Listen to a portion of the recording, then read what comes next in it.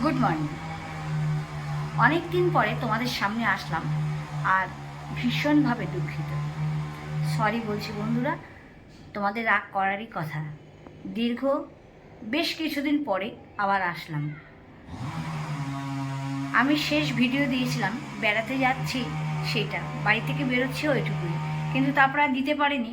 কারণ যেখানে বেড়াতে গিয়েছিলাম তো মাঝ রাস্তাতেই আমার ফোন স্টোরেজ ফুল হয়ে যায়। তার কারণে আমি কোনো ভিডিও ক্যাপচার করতে পারিনি এবং এই ভিডিওগুলো অন্যের ফোনে ক্যাপচার হয়েছিল। তো সেটা পেতে পেতে বেশ কিছুদিন দেরি হয়ে গেল। আর আমার ফোন স্টোরেজ যেহেতু ফুল হয়ে গেছিলো, সেটাও মানে আমি খালি করতে পারছিলাম না। কারণ বেসিক্যালি এগুলো করে আমার ছেলে, ও একদমই সময় পাচ্ছিল না। তো যথারীতি এখন ফোনটা খালি হয়ে গেছে এবং তাদের কাছ থেকে এখনও বেশ কিছু ভিডিও আমার নেওয়া হয়ে ওঠেনি। তো কিছুটা পেয়েছি, তাই জন্য ভাবলাম তোমাদের সাথে শেয়ার করি। আর তার জন্য তোমাদের সামনে এসে বলছি ভীষণ ভীষণ ভীষণ ভীষণভাবে দুঃখিত। প্লিজ তোমাদের কাকিমাটাকে একটু ক্ষমা করে দিও। নেক্সট যে ভিডিওটা দিচ্ছি, মানে আজকে যে ভিডিওটা দিচ্ছি, সেইটা হচ্ছে আমরা বেড়াতে যাওয়ার সময় যে গন্তব্যটা দেখাচ্ছিলাম, ঠিক তারপর থেকেই শুরু করব। কারণ তোমাদেরকে সেই ভিডিওটা সেদিনকে শেষ করতে পারিনি, তো তাই জন্য আজকে আসলাম সেই ভিডিওটা শেষ করতে। আর এবার থেকে চেষ্টা করছি বেড়াতে যাওয়ার ভিডিওগুলো তোমাদেরকে আগে শেয়ার করতে, আর তারপরে আবার বাকি যেরকম লাইফস্টাইল দেখাই সেটাই করব। কারণ বেশ কিছুদিন তোমাদের সাথে কিছু শেয়ার করে উঠতে পারিনি। তার একটাই কারণ হচ্ছে আমার ফোন স্টোরেজ ফুল হয়ে গেছিলো, যেটা বললাম, এবং সেটা কখনোই খালি করা যাচ্ছিল না, মানে কোনো মতেই না। কারণ ছেলে একদম সময় পাচ্ছিল না। যাই হোক, আবারও বলছি ভীষণভাবে দুঃখিত অনেক দিন পরে আসার জন্য। আশা করি তোমাদের কাকিমাটাকে তোমরা ক্ষমা করে দেবে। কি ক্ষমা করবে তো? চলো তাহলে আমি ভিডিওটা শুরু করছি। না, আজকের ভিডিও নয়, এটা হচ্ছে আমরা বেড়াতে যাওয়ার যে ভিডিওগুলো আছে বাকি, আর যেটা ভিডিওটার কন্টিনিউ চলছিল সেটার আজকে হবে এবং পরপর তোমাদেরকে দিতে থাকবো। চলো তো সেটাই দেওয়া যাক।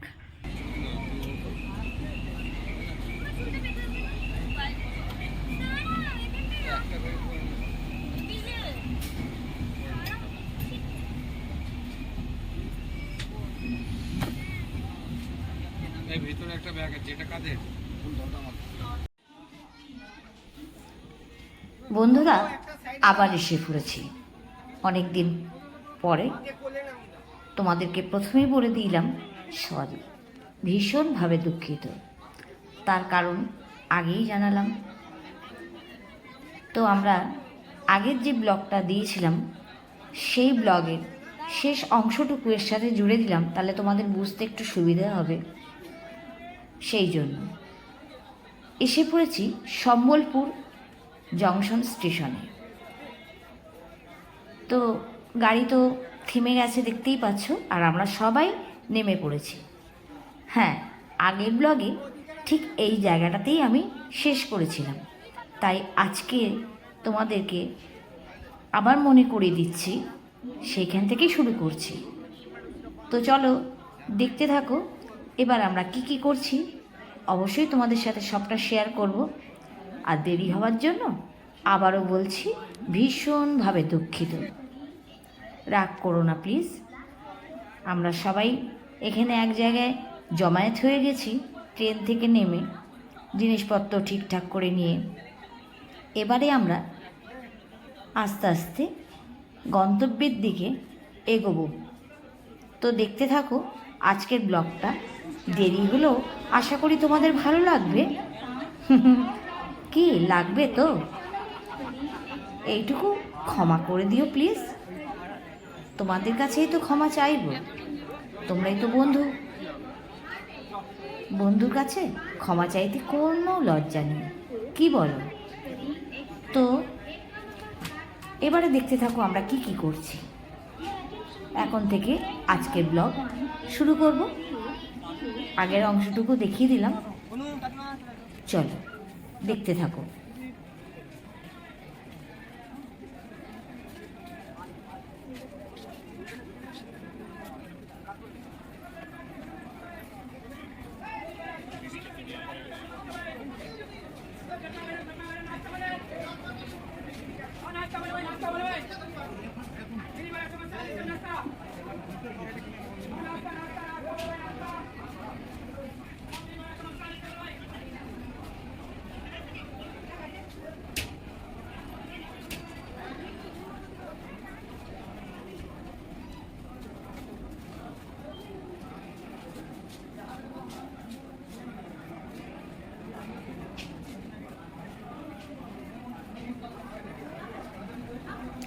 সম্বলপুর স্টেশনে আমরা ঠিক 9টার মধ্যেই নেমে গেছি।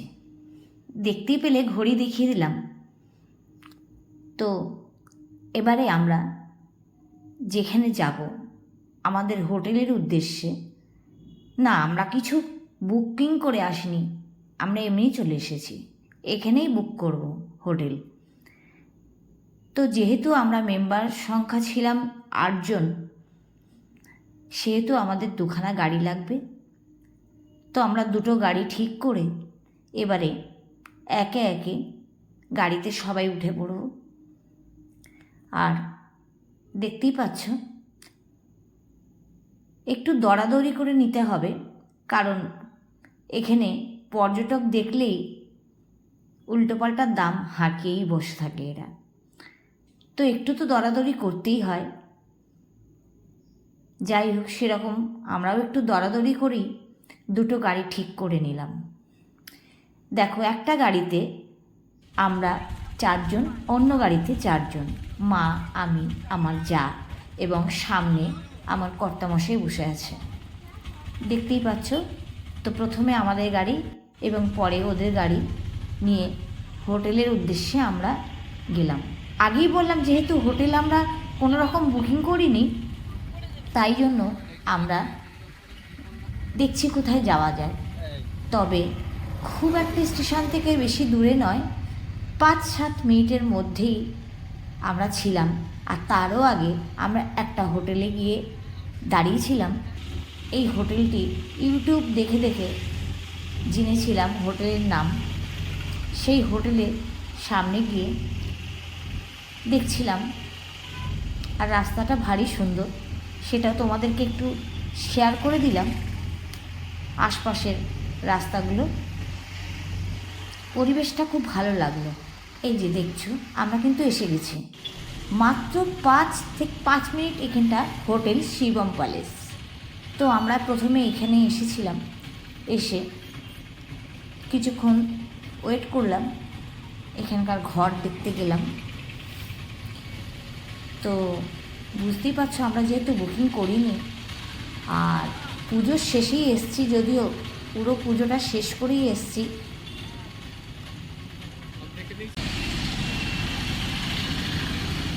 দেখো, আমাদের হোটেলের এই যে স্ট্যান্ডিং এরিয়াটা এরকম। আমরা একটা ব্যালকনি মতো আছে, এখানে দাঁড়িয়ে আছি, এই হোটেলটাতেই আছি আমরা। জায়গাটা খুব সুন্দর, নিচ থেকে আরেকবার দেখিয়ে দেবো তোমাদেরকে। আমি যেহেতু ব্যালকনিতে আছি এখন, তাই জন্য ব্যালকনি থেকে দেখালাম। পুরো ব্যালকনিতে দাঁড়িয়ে আছি এখন আমি। তো এসে গেছি হোটেলে।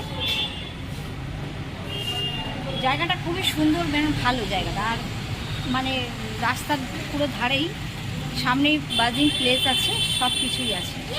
তো আমরা এই ব্যালকনিটাতে আছি। এই যে বাবু, বেশি ধারে যাবে না কিন্তু।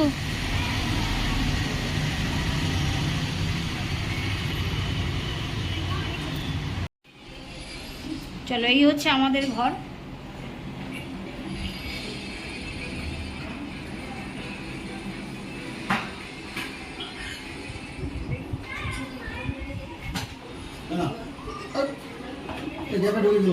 হ্যাঁ, ঠিক আছে, রাখুন। আর দেখো, বাথরুমটা এরকম স্পেসিয়াস আছে। ভালো আমাদের ঘরটা। কোন ঘরটা সবথেকে ভালো? সব ঘর ভালো, তাই না? সব ঘরই ভালো। তো আমরা এসে স্নান টান সেরে এবারে খাওয়ার জন্য গেলাম একটা হোটেলে, কারণ লাঞ্চটা তো সারতেই হবে।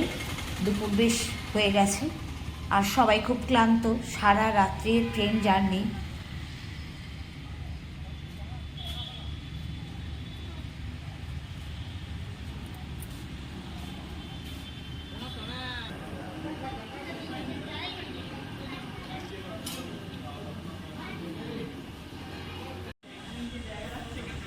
তো আমরা বসে পড়েছি খাওয়ার জন্য, অপেক্ষা করছি কতক্ষণে খাবার দেবে। বাঙালি বোঝোই তো, স্নান করলেই পেটে খিদে লাগবেই লাগবে। কি তোমাদের এরকম হয় নাকি হয় না শুধু আমারই হয় জানি না ভাই। আমার তো মনে হয় প্রত্যেক বাঙালি স্নান করলেই খিদে পাবে।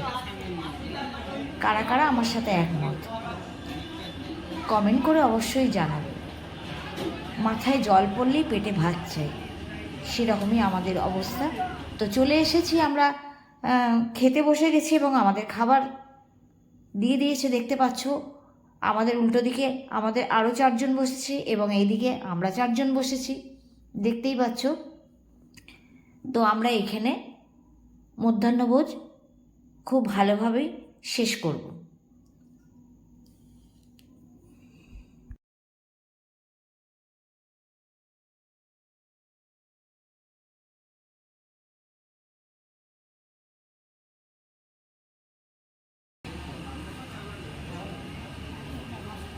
এতটা ভাত খাবো না, তুলে নিলাম 400 নিলে তো কোনটা তুলবো, ওটা তুলি তো বেশি আছে সেটা খা।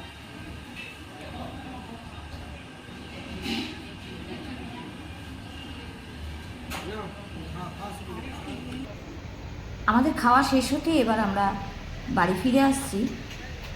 তো মাকে দেখছো যে হুইল চেয়ারে করে নিয়ে আসা হচ্ছে। গত বছরে ঠিক এই সময়তেই মাকে নিয়ে আমাদের ভীষণভাবে টানাপোড়েন চলছিল।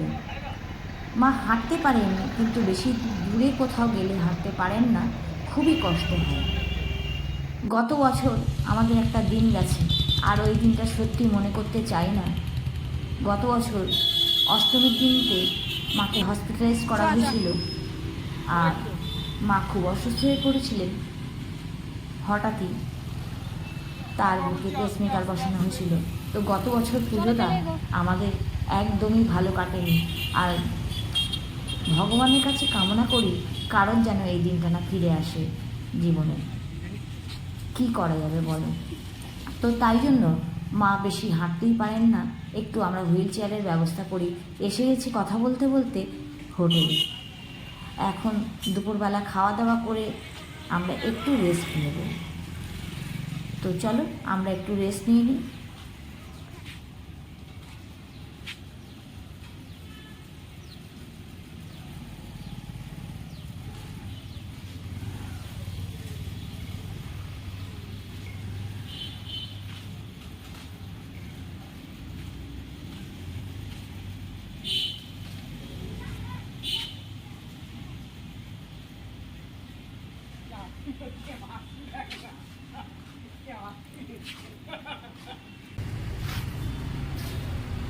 সাড়ে 5টা বেজে গেছে। তো এখন আমরা সবাই রেডি হয়ে গেছি সেজে গুজে। দেখি আশেপাশে যতদূর যাওয়া যায় যাব, কারণ আজকে প্রথম দিন সবাই ক্লান্ত, সবার ট্রেন জার্নি একটা হয়েছে। আর মা একটু বয়স্ক মানুষ, আর তার জন্যই আমরা অত তড়িঘড়ি করছি না। কালকে সকাল থেকে হবে সেটা দেখতেই পাবে। আজকে আমরা যাচ্ছি, দেখি আশেপাশে যেটা দেখা যায় অবশ্যই তোমাদের সাথে সেটা শেয়ার করবো।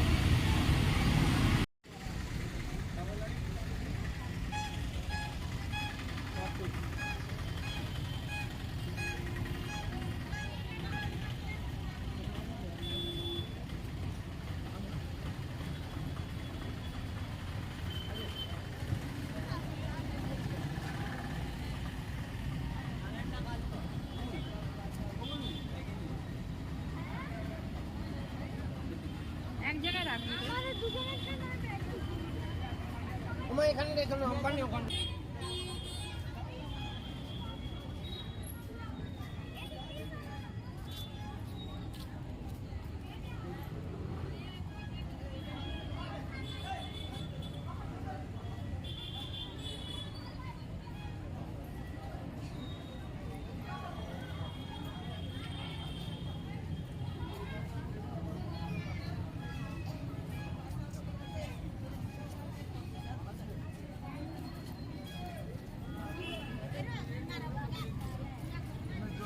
এই মন্দিরের নামটা কি?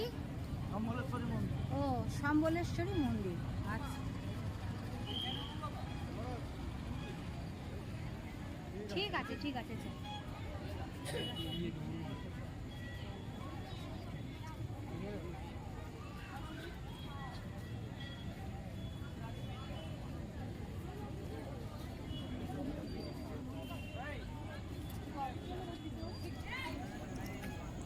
তো আমরা চলে এসেছি সম্বলেশ্বরী মন্দির।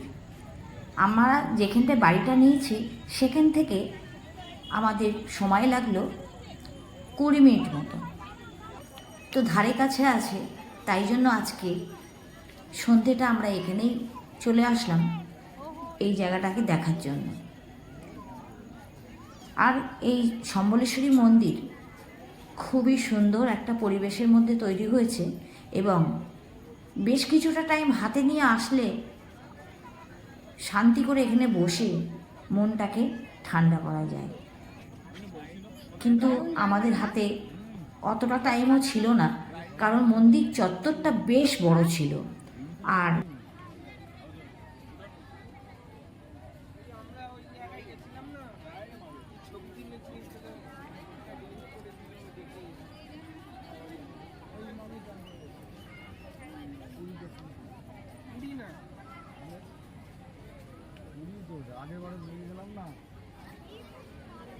মাকে যেহেতু সঙ্গে নিয়ে এসেছি, সেই জন্য আমরা কিন্তু বেশি তড়িঘড়ি করতেও পারছি না।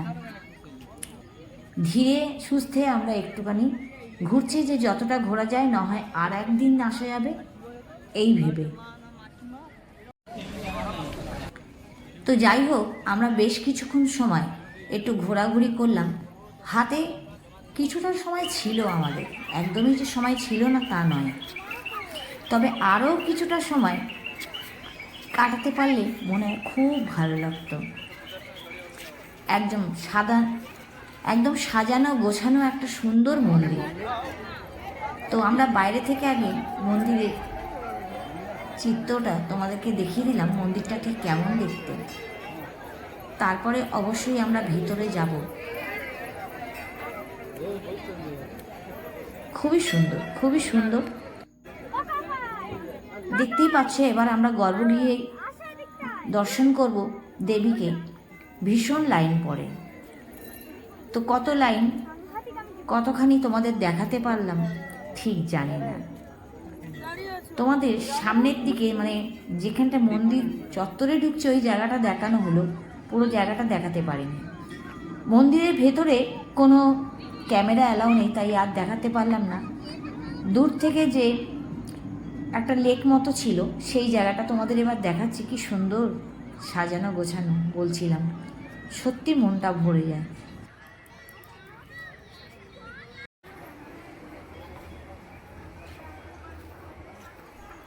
উড়িষ্যা মানে আমরা প্রত্যেক বাঙালি বেশিরভাগই পুরীটাই বেশি জানি, কিন্তু না, তার আরও অনেক জায়গা আছে যেগুলো সত্যি আমরা যাই না। এবং আজকে তোমাদের শেয়ার করলাম। ব্লগটা কেমন লাগলো? যদি ভালো লেগে থাকে লাইক কমেন্ট শেয়ার করবে, আর নতুন হলে সাবস্ক্রাইব করতে ভুলো না। এরপরে নেক্সট ব্লগ আসছে, দেখতে থাকো। আশা করি তোমাদের খুব ভালো লাগবে, কারণ আরও বেশ কিছু জায়গা সম্বলপুর থেকে গিয়েছিলাম, সেটা দেখেছি, সেটাই তোমাদেরকে শেয়ার করব।